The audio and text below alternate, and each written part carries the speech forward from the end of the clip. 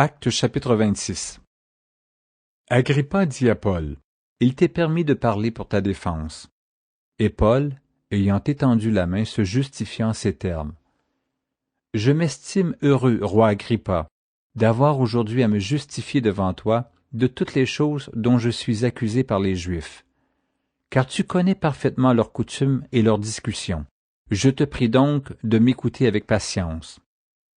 Ma vie, dès les premiers temps de ma jeunesse, est connue de tous les Juifs, puisqu'elle s'est passée à Jérusalem, au milieu de ma nation.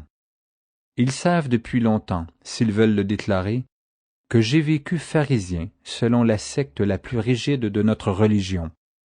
Et maintenant, je suis mis en jugement parce que j'espère l'accomplissement de la promesse que Dieu a faite à nos pères et à laquelle aspirent nos 12 tribus qui servent Dieu continuellement, nuit et jour. C'est pour cette espérance, ô roi, que je suis accusé par des Juifs.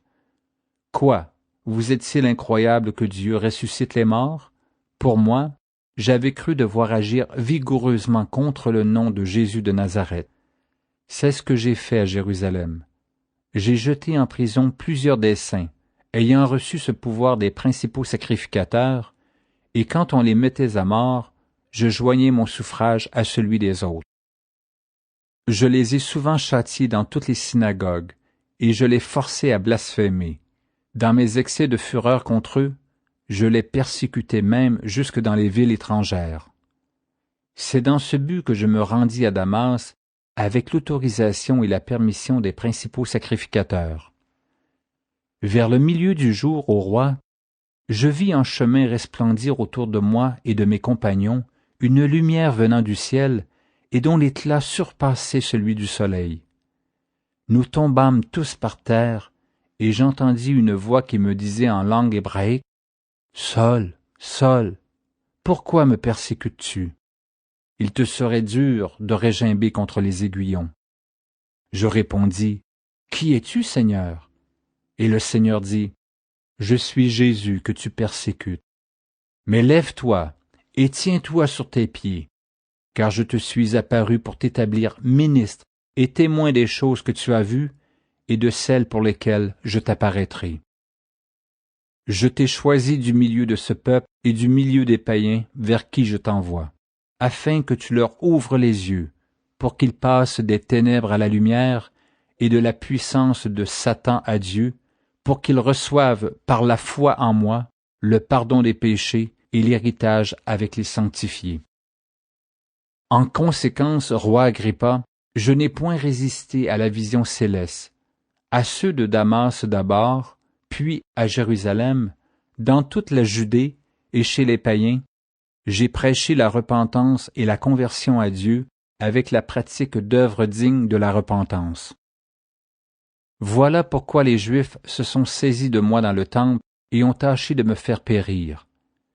Mais grâce au secours de Dieu, j'ai subsisté jusqu'à ce jour, rendant témoignage devant les petits et les grands, sans m'écarter en rien de ce que les prophètes et Moïse ont déclaré devoir arriver, savoir que le Christ souffrirait, et que ressuscité le premier d'entre les morts, il annoncerait la lumière au peuple et aux nations.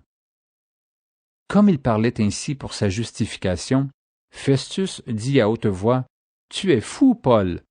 Ton grand savoir te fait déraisonner. » « Je ne suis point fou, très excellent Festus, répliqua Paul. Ce sont au contraire des paroles de vérité et de bon sens que je prononce. Le roi est instruit de ces choses, et je lui en parle librement, car je suis persuadé qu'il n'en ignore aucune, puisque ce n'est pas en cachette qu'elles se sont passées. Crois-tu au prophète, roi Agrippa? Je sais que tu y crois.